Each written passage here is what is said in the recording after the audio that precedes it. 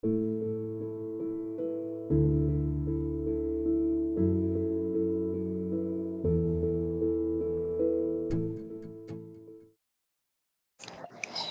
buenos días. Vamos a dar inicio a la reunión de trauma del día de hoy. Hoy vamos a hablar sobre trauma laringotraqueal. La reunión está a cargo del Grupo A de San Vicente.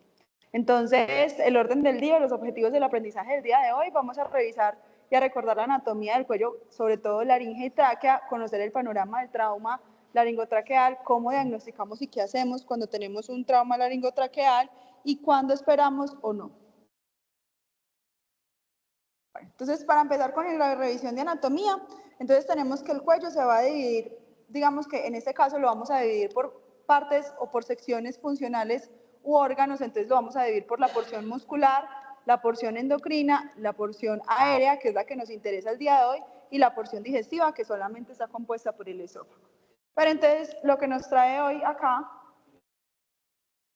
a mí me confirmaron el audio ahorita, espérame. No, creo que sí, se está escuchando. Bueno, y acá está activo. El día de hoy, entonces, lo que nos compete hablar, ¿me escuchan?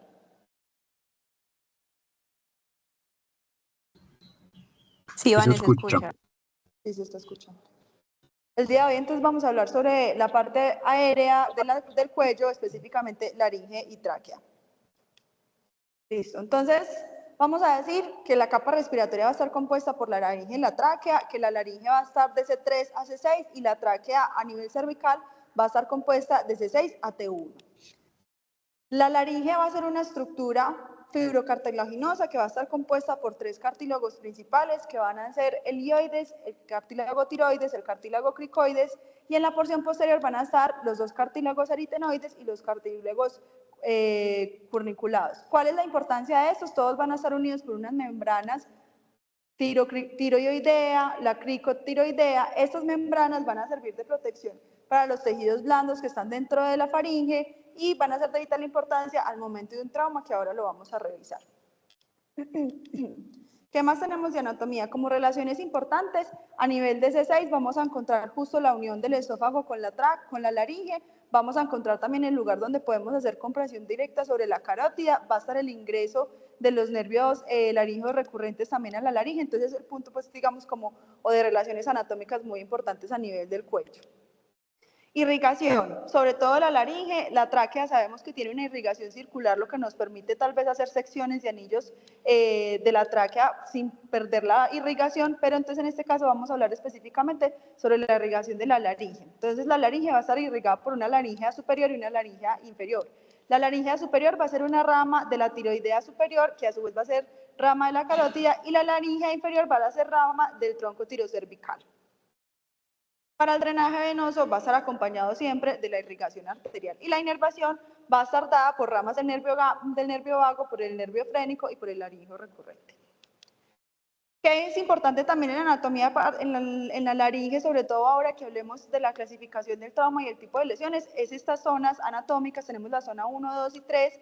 La zona 1 va a ser el espacio supraglótico, sobre todo vamos a tener acá la epiglotis, que va a servir como el esfínter de la vía aérea superior. Vamos a tener el tercio medio, que sobre todo van a estar las cuerdas para la fonación, y vamos a tener el tercer espacio, que es el espacio subglótico, que ya va a ser justo la unión con el espacio traqueal.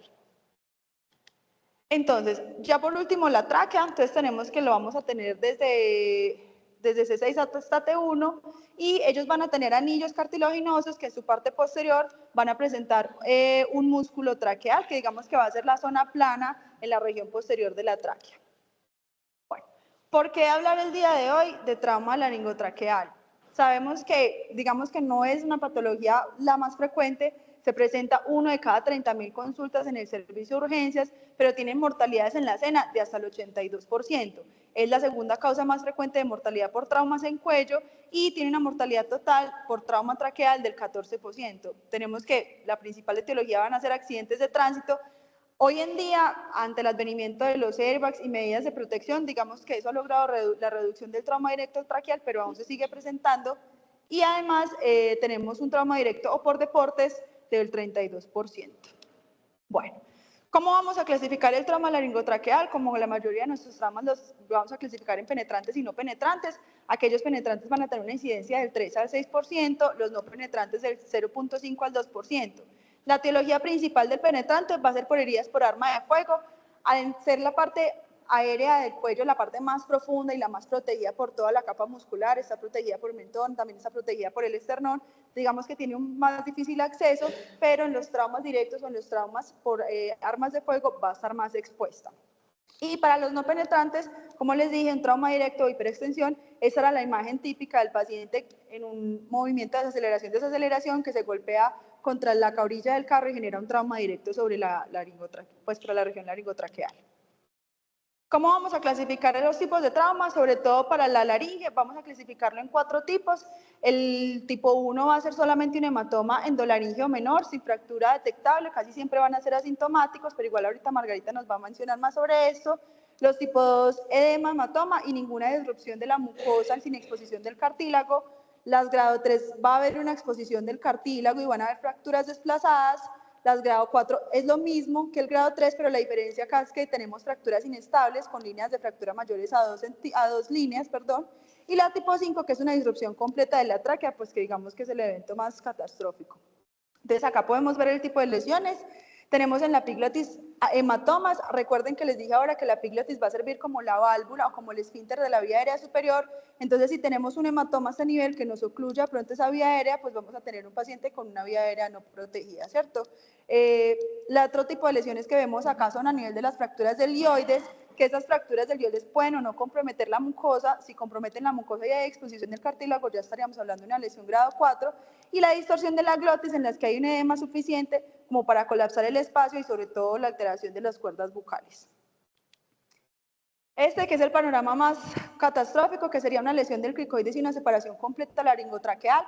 Al separarse esta membrana entre la tráquea y la cricoides, la tráquea sufre una retracción hacia el mediastino y se da una separación completa de ambas estructuras. Y las lesiones traqueales, por último, que pueden ser lesiones menores o mayores del 50%, y dependiendo de esto vamos a definir sus conductas, que más adelante lo vamos a mencionar. Entonces, ¿cómo lo sospechamos? Inicialmente tenemos que conocer el mecanismo de lesión que ha presentado el paciente y pues toda la historia clínica. ¿Estaba haciendo algún deporte? ¿Se estrelló en el carro? ¿Qué fue lo que pasó? Vamos a tener en cuenta los síntomas que los que tienen mayor sensibilidad o los que se presentan con mayor frecuencia son las disneas y la dificultad respiratoria hasta en un 100% de los pacientes, así como la disfonía y la voz ronca hasta en un 45% de los pacientes. Respecto a los signos clínicos que nosotros vamos a encontrar, van a presentar enfisema subcutáneo aproximadamente del 35 al 85%, un neumotórax está en el 50%, hemoptisis en el 35% y fuga aérea desde el cuello hasta en un 60%. Se dice que si uno encuentra fuga aérea por una herida en cuello, pues ya es un signo patognomónico de que uno tenga una lesión de la vía aérea. Y pues nunca olvidar que podemos conversar con pacientes que tengan una obstrucción de la vía aérea pues ya manifiesta. ¿Dónde sospechamos la lesión? Entonces puede ser en la vía aérea supraglótica, con enfisema subcutáneo, obstrucción progresiva de la vía aérea, pues asociado a el edema, incluso enfisema que puede estar empezando a presentar el paciente, una disrupción palpable como tal del cartílago tiroides, disfagia, disfonía. En la vía aérea subglótica podemos presentar, ya teniendo al paciente intubado, una fuga aérea persistente, que también sería diagnóstico del trauma de laringe y de tráquea. En tráquea distal, o también puede ser bronquial proximal, lo podemos ver como neumotórax, como una fuga aérea, o un neumotórax persistente posterior al paso de un tubo de toracostomía, o también la presencia de neumomediastino. Entonces, en este momento tenemos que determinar y tenemos primero que evaluar cuál es el riesgo de obstrucción de vía aérea que tenga el paciente y clasificar la severidad de la lesión con la que está cursando para así poder orientar el manejo del paciente.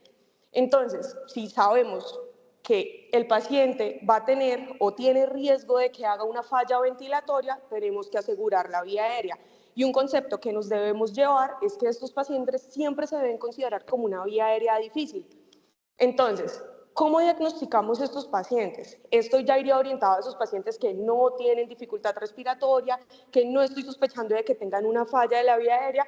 Digamos que pasaríamos a la evaluación secundaria de trauma, que sería pues hacer como tal el diagnóstico de laringotraqueal, o por el otro lado serían aquellos pacientes que ya intubé, ya le aseguré la vía aérea, tenemos que hacer el diagnóstico de cómo tenemos esa lesión pues como anatómicamente para poder empezar a orientar todo el reparo quirúrgico.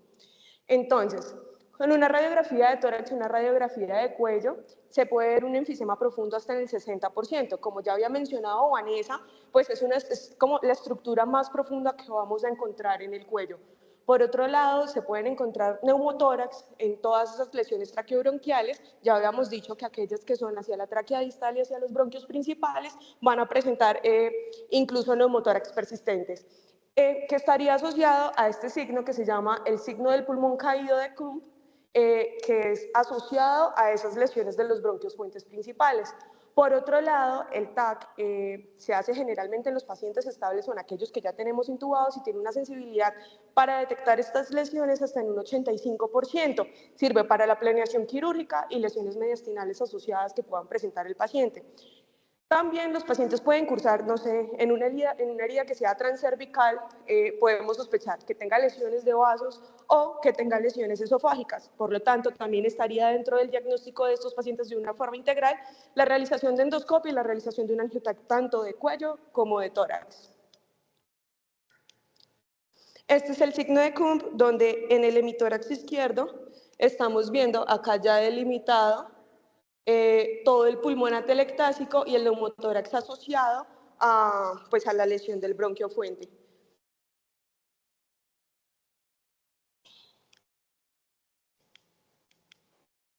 Esta es una imagen de tomografía en una ventana mediastinal donde la flecha, que es completamente como continua, muestra dónde está la lesión del bronquio fuente derecho de este paciente.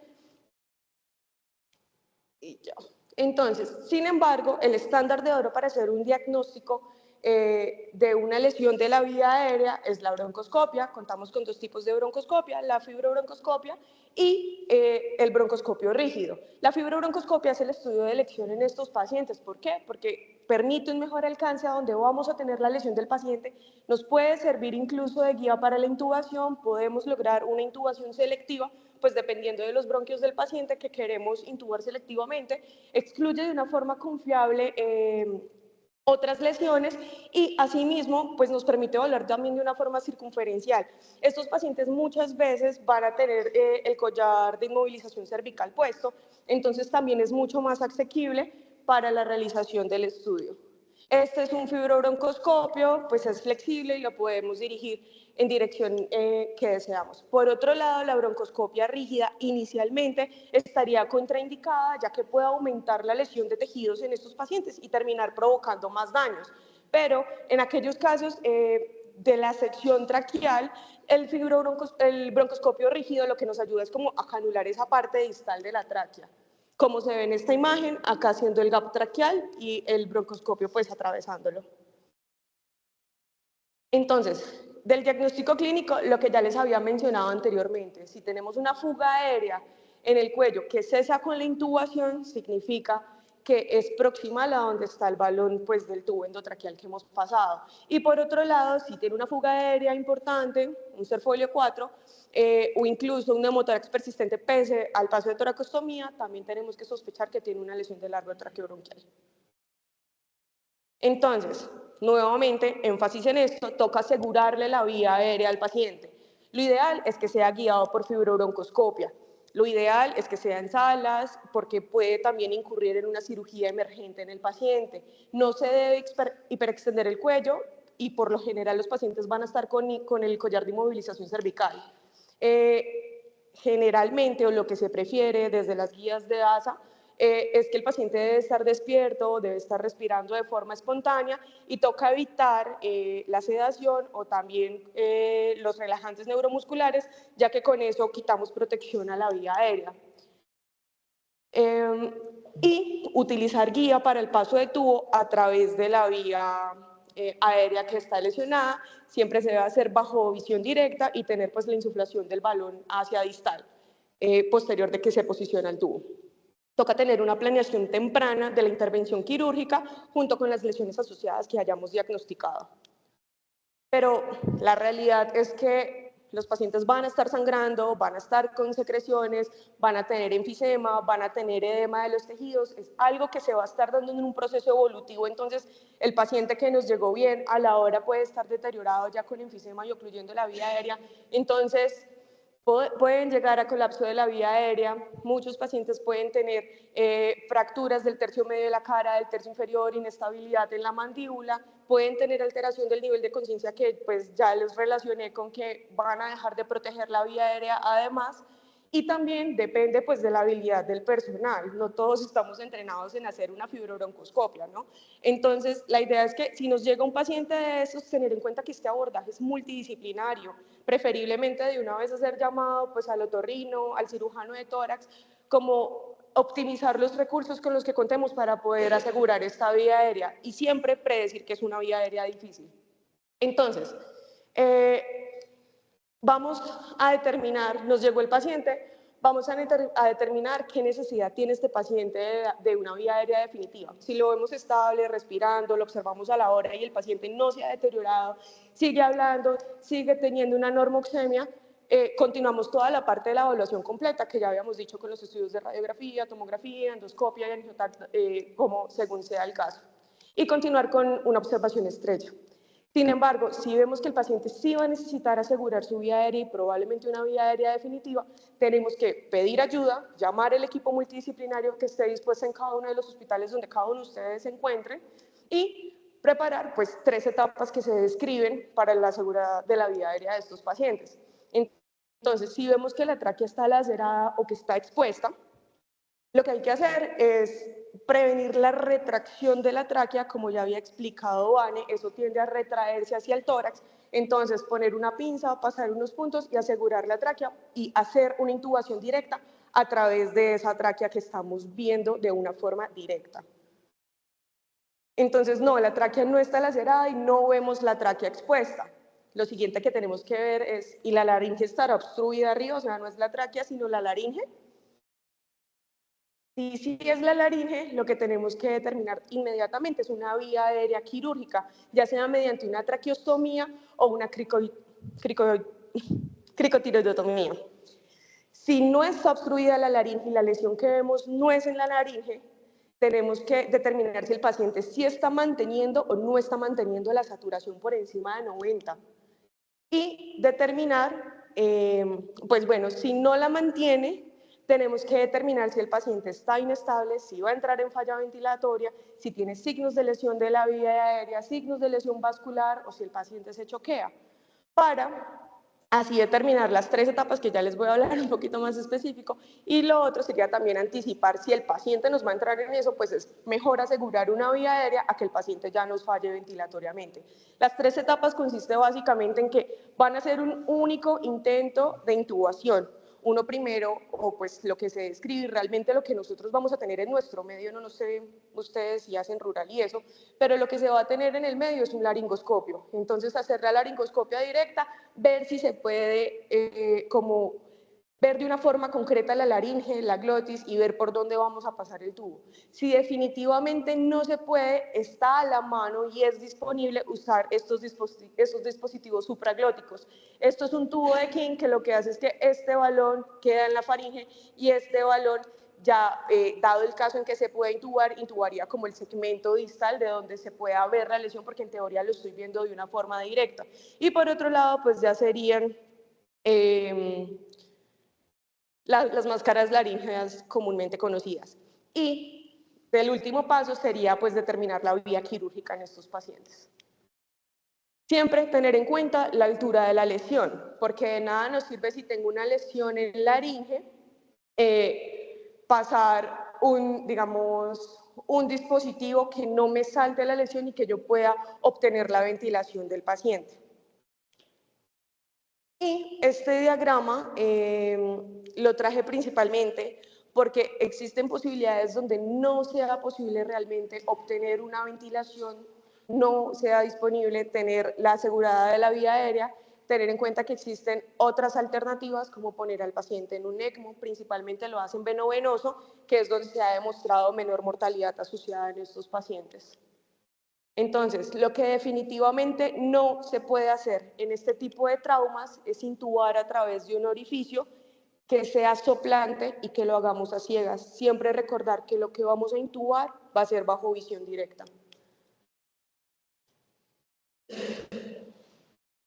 Entonces, finalmente, cuando ya hicimos el abordaje inicial del paciente y sabemos que es un paciente que está, digamos, inestable, que no puede permeabilizar vía aérea y que va a requerir probablemente porque sea una lesión mayor, un manejo quirúrgico, hay diferentes principios que hay que seguir. En primer lugar, tratar de asegurar la vía aérea, como les mencionó Margarita y les hemos mencionado a lo largo de la charla, es lo principal. Tratar además de eso, de preservar la fonación y la deglución. No por nada pues se dice que la laringe es el cerebro en el cuello y realmente hay que tener en cuenta que esta es una estructura que también tiene una, digamos, función importante. Tratar de clasificar la lesión para saber si es un grado mayor o un grado menor que vaya a requerir de una cirugía reconstructiva o en su momento una cirugía de control de daños para que posteriormente lo reconstruya, ya sea otorrinolaringología o cirugía de cabeza y cuello o cirugía de tórax.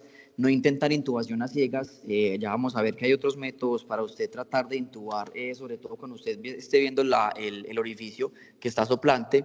Lo ideal es que el manejo sea durante las primeras 24 horas y es el día de oro que se tiene en este tipo de pacientes porque después de las 24 horas es mayor el edema, mayor el riesgo de infección y mayor el riesgo de lesiones si se llegan a hacer, digamos, intervenciones después de este intervalo de tiempo.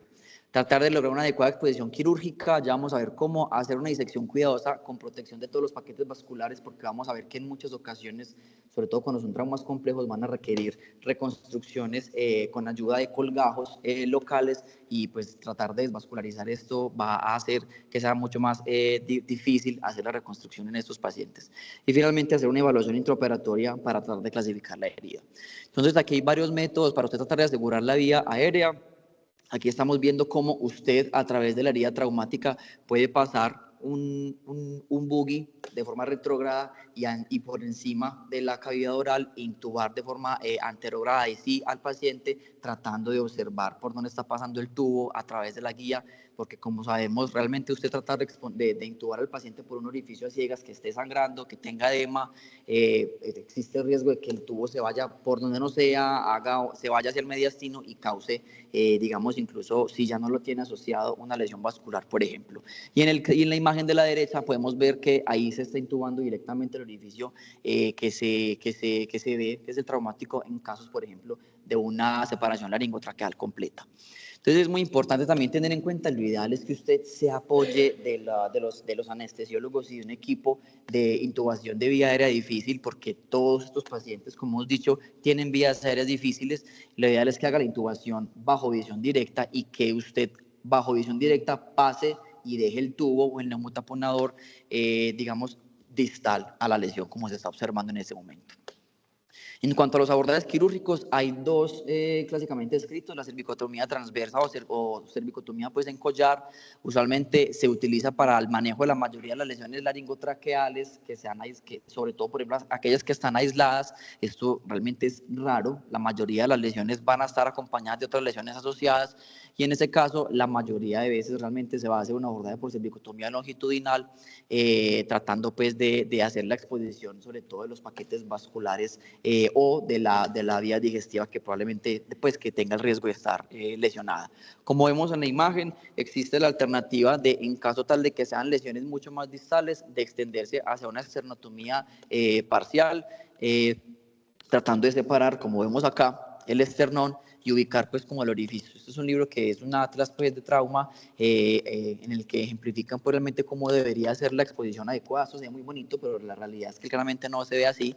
Lo ideal es que si usted está haciendo, por ejemplo, una cervicotomía transversa, levante los colgajos por debajo del platisma hasta que logre exponer bien los músculos pretiroideos para ser ya divididos en la línea media y lograr la exposición completa de la laringe y de la tráquea.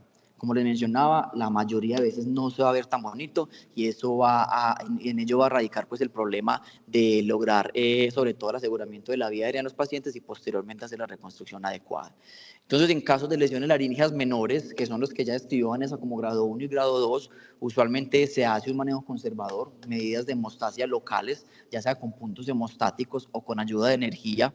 En aquellos que son grado 2, lo mismo, pero cuando usted vea que hay desgarros parciales de la mucosa, que por definición no debe tener exposición del aparato, del aparato laríngeo, es decir, de los cartílagos laríngeos, lo ideal es que usted haga una sutura con puntos simples de monofilamento absorbible, 3 ceros o 4 ceros. El manejo adyuvante es muy importante porque vamos a ver que la elevación de la cabecera de la cama, el descanso de la voz, van a ayudar a disminuir ese edema secundario que puede producirse por el mecanismo de trauma. El aire fresco humidificado va a tratar de permanecer y ayudar a hacer ese barrido que se puede ver impedido por las cilias que van a estar quietas, por el que no va a haber paso de aire, y eso va a ayudar a favorecer la movilización de las mucosidades, pues, para tratar de mantener esa vía aérea un poco más permeable. Idealmente, la medicación antirreflujo, tratando efectivamente de que el paciente no vaya a tener episodios de reflujo y que no vayan a empeorar pues, el edema laríngeo. Y el uso de esteroides es bastante controversial. Realmente no hay evidencia fuerte que apoye el uso de esteroides sistémicos, pero se ha descrito pues, como en la literatura. ¿Qué hacer entonces con las lesiones traqueales menores? Un tratamiento conservador, en caso tal de que usted tenga un desgarro lineal, que no sea un desgarro transmural, que usualmente no mida más de 2 centímetros, lo ideal es esas lesiones pueden llegar a ser cicatrizadas de forma espontánea, y aquellos en los que haya lesiones de espesor total, pero que comprometan menos de 1/3 de la circunferencia de la tráquea, que tengan bordes nítidos, sin aposición, sin pérdida tisular, que no hayan cambios infecciosos que nos hagan sospechar ya de una lesión asociada o que ya es más crónica, pues un poquito más duradera la lesión. Lo ideal es que manejar simplemente con estabilización de la vía aérea y mantenerla de forma permeable. ¿Qué hacer entonces en este caso? En el caso, por ejemplo, que se tenga una lesión parcial de la pared anterior, hacer un desbridamiento conservador, tratando de mantener el tejido vital pues en la mayor cantidad posible que se pueda, y hacer una sutura con puntos separados, como estamos viendo acá, un desgarro entre los anillos traqueales, una sutura simple con sutura monofilamento de absorción lenta, como puede ser un PDS 4 ceros. Este es un ejemplo, pues, de la lesión previa que habíamos mencionado ya en el atlas. ¿Qué hacer con las lesiones laríngeas mayores? Por definición, son aquellas todas lesiones que son mayores a grado 3. Todas requieren manejo quirúrgico, todas tienen un mayor riesgo de mortalidad. La peor de todas es la grado 5, que es la disrupción laringotranqueal completa. Técnicamente, digamos que se siguen los mismos principios quirúrgicos, y el uso de la traqueostomía en este escenario de trauma laríngeo es un poco más liberal cuando uno lo compara con el uso de la traqueostomía en trauma de tráquea. ¿Por qué? Porque estos pacientes sí o sí realmente van a requerir que usted asegure una vía aérea, sobre todo en el caso de que usted no lo pueda lograr y usted no cuente con la experticia de hacer la reconstrucción de la laringe, que tiene que tener en cuenta como vamos a ver a continuación, unos principios dentro de los cuales se encuentra la alineación del todo el aparato cartilaginoso para usted no tirarse pues, en la fonación del paciente idealmente. Se recomienda sobre todo en los casos de separación laringotraqueal, en los que no hayan pues, trauma traqueal importante como tal, heridas sibilantes de alto riesgo. Usualmente se hace cuando se hace por debajo del tercer anillo traqueal, y lo ideal es que se haga, como ya mencionó Margarita, despierto con anestesia local. Entonces, hay otras indicaciones quirúrgicas descritas por Witterick, Gillan e Irish en 1995, cuando usted tenga una obstrucción aérea que requiere una traqueostomía, cuando usted vea claramente un enfisema subcutáneo incontrolado, una laceración extensa de mucosa que tenga exposición de cartílagos y una gran deformidad o desplazamiento, en el caso tal de que el paciente haya sido llevado a tomografía, en el que presuntamente sea un paciente estable, pero que por indicaciones de imaginología requiere una reconstrucción. Como les dije, realmente hay que tratar de establecer la vía aérea y mantenerla de forma estable, tratar de mantener como sea el lugar la integridad del anillo cricoideo, la comisura anterior pues, de los pliegues vocales y tratar de reponer los aritenoides en caso tal de que estén luxados o subluxados, porque eso va a favorecer de que el paciente tenga un buen pronóstico fonatorio posterior. La ideal es que se hagan el reparo de todos los daños mucosos y tratar de reinsertar siempre las cuerdas vocales, como les dije, tiene una mayor tasa de éxito cuando se compara 24 horas con 48 horas posteriores al trauma, como vemos un 87 versus un 69% de tasa de éxito, y se pueden lograr mejores, digamos, desenlaces en cuanto a complicaciones y en cuanto a mantener la vía aérea permeable y la voz cuando se compara, pues, cuando se hace después de las primeras 24 horas. Entonces, en cuanto a las lesiones específicas, las lesiones laríngeas que cursan con lesiones mucosas, usualmente se hace una sutura con puntos simples de un monofilamento absorbible 5 o 6 ceros, o pudiese utilizarse un bicril 3 ceros.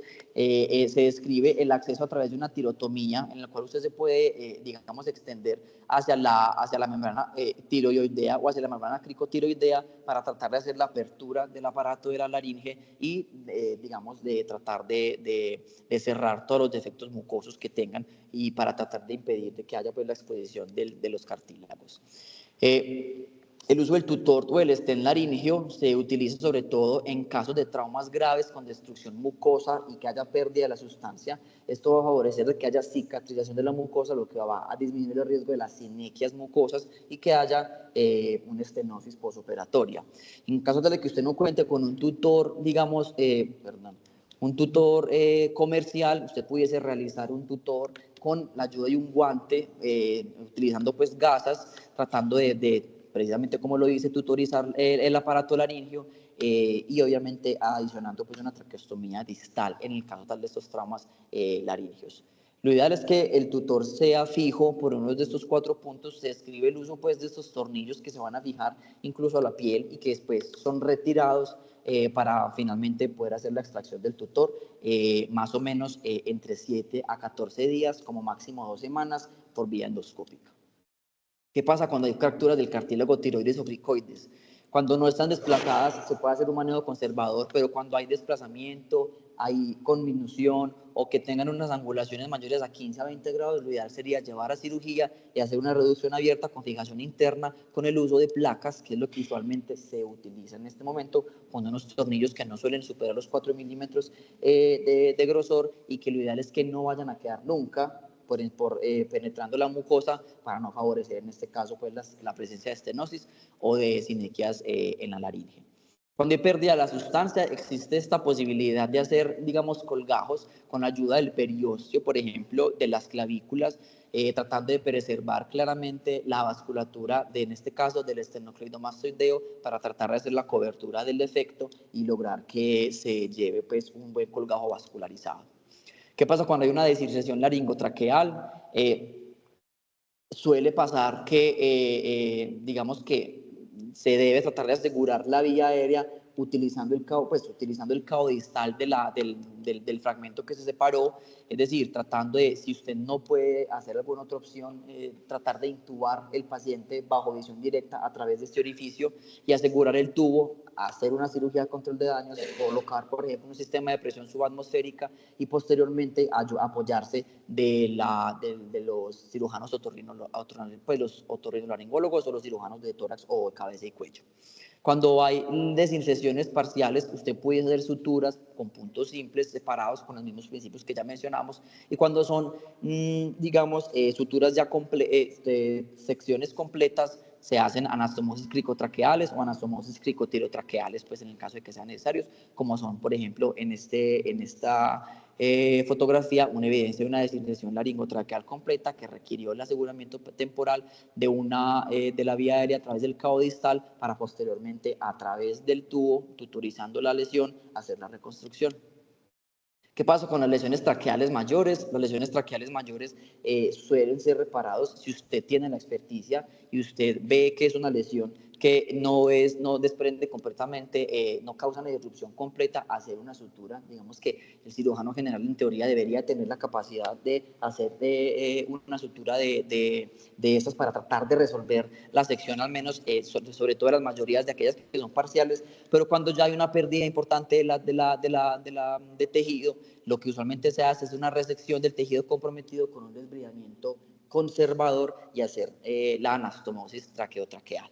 Se describe también el uso de traqueostomías distales. Esto en los últimos años se ha debatido bastante y es porque realmente tratar de hacer un aseguramiento de la vía aérea en caso tal de un trauma traqueal puede empeorar a posteriori la reconstrucción cuando usted aúna la construcción de una traqueostomía distal y por ende usualmente no se hace de forma rutinaria en el trauma traqueal.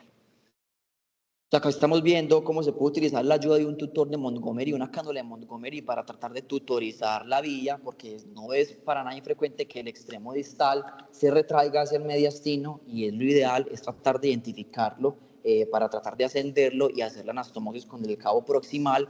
Idealmente los primeros puntos que se ponen son los puntos en la pared posterior, es decir, en la tráquea membranosa y en los bordes posterolaterales de la tráquea, que van a ser anudados y van a quedar todos en el interior de la tráquea para posteriormente retirar la cánula de Montgomery y hacer la anastomosis en las caras con los puntos que van a pasar a través de los anillos traqueales por el cartílago y hacer la anudación de estos, en este caso, en el exterior.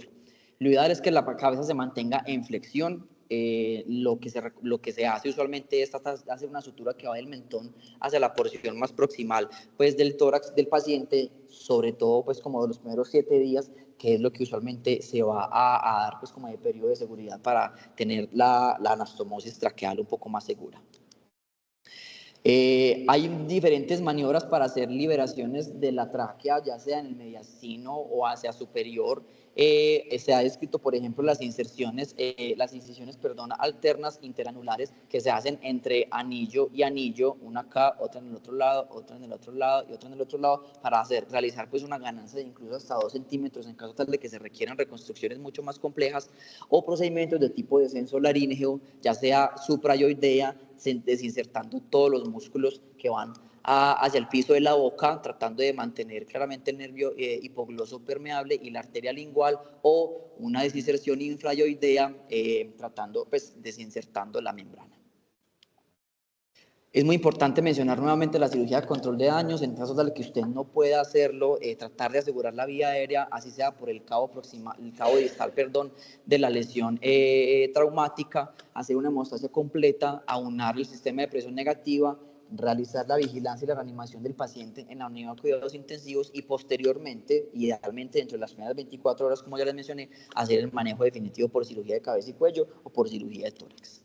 Entonces, este algoritmo lo trajimos ya para finalizar. Vemos que cuando hay una sospecha de una lesión laringotraqueal, lo más importante es tratar de establecer cuál es el estado de la vía aérea, si es permeable o no es permeable. En caso tal de que usted tenga una vía aérea que es permeable, idealmente hacer las ayudas diagnósticas que ya mencionamos para tratar de identificar qué tipo de lesión tiene el paciente y dependiendo del tipo de lesión, sea menor o mayor, pues hacer el manejo como ya previamente mencionamos. Cuando la vía aérea no sea permeable y que esté, digamos, en curso de un riesgo de una obstrucción o de que haya una pérdida de la vía aérea permeable, tratar de hacer una traqueostomía, si es el caso de las lesiones laríngeas a despierto, y llevar a una exploración quirúrgica inmediata para tratar de hacer el reparo, ya sea de forma temprana, en la mayoría de los casos en los que se cuente con la experticia y que sean traumas no completamente avulsivos, no muy complejos, o ya de forma diferida, como mencionamos, en apoyo de cirugía de cabeza y cuello, de tórax. Entonces, la gravedad de la lesión es realmente el principal factor pronóstico. Se sabe y realmente se ha descrito que el trauma cerrado tiene peores desenlaces en estos pacientes. Cuando se compara con el trauma penetrante, se puede ver que una buena voz se logra en el 83% de los pacientes con trauma penetrante versus un 44% de los pacientes que tienen un trauma cerrado, y una permeabilidad de la vía aérea posterior a las intervenciones, es decir, que el paciente no desarrolle estenosis ni sinequias de las mucosas en un 93%. 23 versus un 68% cuando se compara el abierto, el penetrante, perdón, versus el cerrado. Finalmente, mencionar que pueden cursar con obstrucciones crónicas de la vía aérea hasta un 17%, con bronquera y problemas para la fonación hasta casi un 25%. De esa manera de conclusiones, el trauma traqueal es un trauma de alta mortalidad. Realmente la mayoría de pacientes va a morir en el escenario del trauma, pero aquellos que llegan al servicio de urgencias requieren una identificación extremadamente temprana para tratar de identificar el tipo de lesión y ser llevado a caso tal de que requiere un manejo quirúrgico primario urgente a este escenario. La base del éxito es asegurar la vía aérea y tratar de hacer un reparo dentro de las primeras 24 horas, contar con un equipo multidisciplinario con cirugía de cabeza y cuello, cirugía de tórax, otorrinolaringología. El anestesiólogo es extremadamente importante para ayudar a permeabilizar esa vía aérea en el servicio de urgencias e idealmente tratar de caracterizar las lesiones con los equipos de broncoscopia, como ya mencionamos. Quedamos atentos a las dudas en AMA y los comentarios de acá de los profes presenciales en el Hospital San Vicente.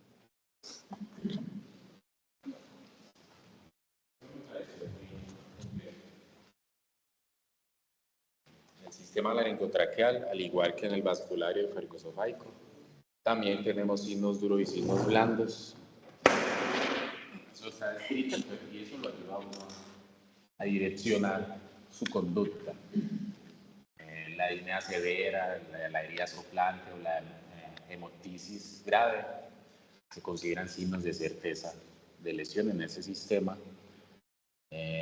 La nasofibro, pues Margarita lo dijo que es el estudio, digamos que el gold estándar, pero para el diagnóstico de las lesiones con afectación intraluminal, porque en trauma cerrado y las desconfiguraciones la TAC ha resultado ser más útil que, pues, para planear la reconstrucción que la NASO.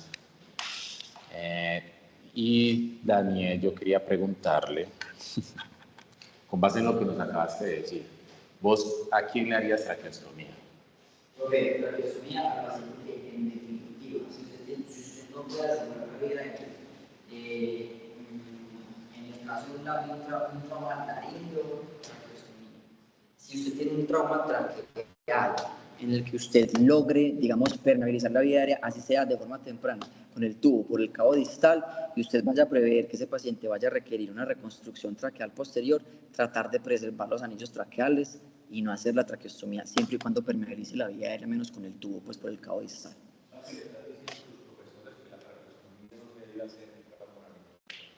El trauma laríngeo es un segmento que podría ser para tratar de permeabilizar la vía aérea. En trauma traqueal, según lo que yo alcancé a revisar, la tendencia es a tratar de preservar los anillos traqueales y no hacer de forma temprana una traqueostomía. Lo que hay que tener en cuenta es la severidad del trauma. Hay una desconexión y eso, usted saca el tejido, se hace traqueostomía. Pero es que la traqueostomía cada vez más en desuso. ¿De acuerdo? Lo que pasa es que usted sí dijo muchas cosas ahí que enseguida las vamos a hablar. La fibrobroncoscopia rígida, como ya casi no se usa, eso entró en desuso por la posición que usted tiene que colocar del paciente. Entonces, acuérdese que estamos hablando en el contexto de un paciente politraumatizado, cuando si usted lo hiperextiende, ¿qué es lo que tiene que hacer? Usted prácticamente tiene que darle el eje para meterle el fibrobroncoscopio rígido. Eso, pues, un paciente politraumatizado le daría a uno como miedo hiperextenderlo. Entonces le quito el cuello y lo hiperextiendo y ya pues si no funciona aquí para abajo. Y entonces por eso es que acá hay un desuso y se hace la fibra. Lo que dice Juan es verdad. La tomografía, incluso se puede hacer reconstrucciones tridimensionales de la tráquea y de la laringe, que le dan una información muy buena, que primero pues no se podían hacer allá, ahora con el equipo no se pueden hacer, y podrías tener un mapa antes de meterte a cirugía con ese paciente con una tomografía con reconstrucción tridimensional. Lo otro es siempre apoyarse el control de daños. Básicamente lo que uno hace es control de daños para poder que ese paciente le vaya bien. Recuerden que hay que tratar de salvar el aparato fonador. Ay, se me fue la pregunta. Sí, Daniel. La reconstrucción, usted habló de movilización traqueal, ¿sí? ¿Cuántos segmentos de tráquea puede resecar sin necesidad de hacer movilizaciones traqueales amplias? Porque eso le tocaría soltar la tráquea abajo y arriba para poder descender y ascender y que le dé la longitud. Vos mostraste una foto ahí que yo conté cuántos anillos traqueales. Esa primera. Pero entonces usted con esa lesión, ¿qué tiene que hacer? ¿Usted cuánto dice que es el margen de seguridad para poder hacer una anastomosis terminal? Profesor, yo lo que yo dije es hasta 6 años es un máximo. 6 años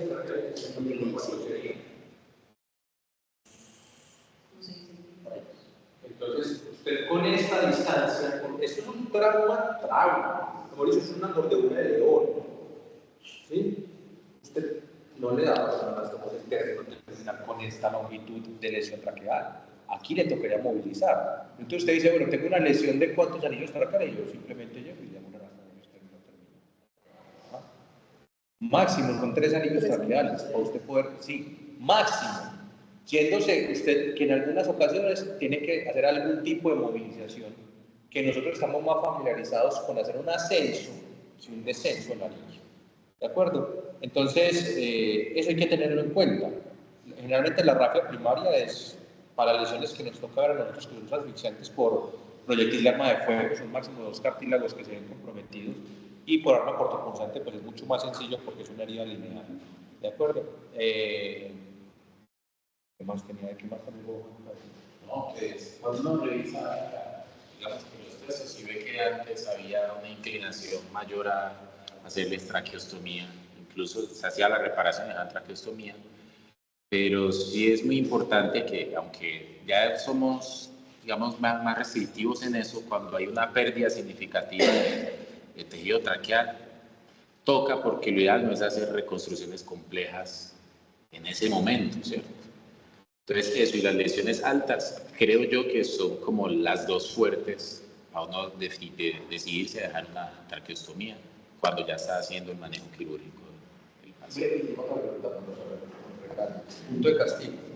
¿Saben qué es ese punto? Claro, el punto de castigo, así lo llaman cuando uno se reconoce. ¿Se usa o no se usa?